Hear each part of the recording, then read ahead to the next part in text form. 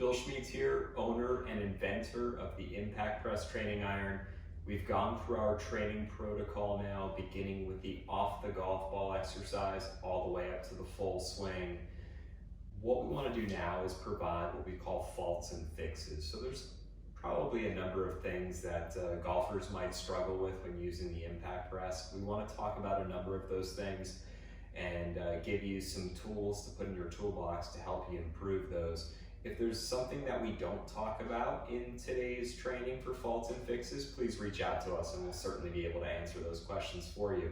But let's first start off with golfers that struggle with controlling what we would call the low point. So that's pretty much where the club strikes the ground. If when you're using the Impact Press, we tend to struggle hitting golf ball first and we're hitting ground prior to the ball, typically what it means is one of two things. We're releasing the club too early with the hands. So you can see how the club head wants to surpass my hands here. It makes the club longer, so it's going to hit the ground prior to the golf ball. And the second thing that might be happening is the weight is not getting into your lead side as we're delivering the club into the golf ball. It's hanging back on the trail side, which isn't helping your ball striking. So we want to make sure that when we deliver this club into the golf ball with the Impact Press, we can be forward and our hands can be leading that club head as we strike the golf ball. A great little exercise to help you with this is one of our first exercises we talked about when we're hitting the golf ball is shaft parallel to club head down as we're feeling the weight into our lead side, the turns and the tilts. One of the other things that some golfers might struggle with is where the golf ball initially starts. So we talked about earlier, wherever this club face is at the moment of impact is where the golf ball will initially start. So we want to make sure first, as we discussed earlier, we pick a target in the distance so we can get some feedback. If the ball is starting too much to the left of your target for the right-handed golfer, it means the club face is coming in and is too close this way. So we will be in a position where we're extending the lead wrist, the club face is closing, and the ball is starting left of the target. We need to come through the hitting area where the lead wrist is what we would call flexed and leading so that the club face will be square to the target at impact.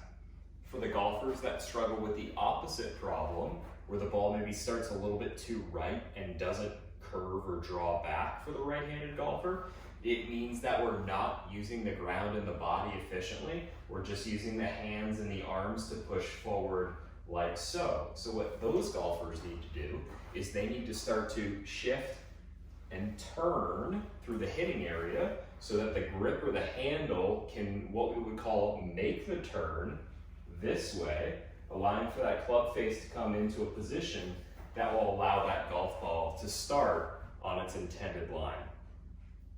From there, the golfers might struggle occasionally with contact where the ball is maybe a little bit more off the toe or a little bit more off the inside of the heel here.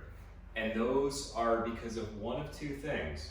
If the golfer is struggling with contact a little bit too far off the toe, it means that they're standing the shaft up and they're extending their body too soon or losing their posture. So you can see if I'm in my golf posture at address here and I come through and I get very vertical, the shaft stands up, the club gets closer to me, and the ball's going to be struck more off the toe of the golf club. The opposite problem would be what we would call a diver of the golf ball, which is typically kind of steep and left here, where the hands and the grip are going towards the left pocket very quickly. That's going to be where the ball might be struck a little bit more off the inside of the golf club. So for the golfers that hit it a little bit more off the toe, we want to make sure that we can make some slow movements where we feel like the butt stays out a little bit longer as we turn and we tilt. And for the golfers that tend to kind of dive at the golf ball this way, a great exercise for you would actually be to feel like we can get this golf club to work a little bit more from the inside out, or almost swing a little bit more rightward as we strike the golf ball. because when we dive at the golf ball this way, you can see how the shaft is pitching this way towards the ball, and then we'll work over the top and left, and we want to change that so that not only can we improve where the ball's being struck on the face, but also the overall ball curvature. Now, a lot of us are going to have some questions about how you can change your ball flight and start direction. Each one of those is going to be a little bit more individualized. So if you have a question, please send it to us and we'll get back to you as soon as possible. Again, we want to thank you for your purchase. We're excited to help you take your game to the next level, and we hope to hear from you soon.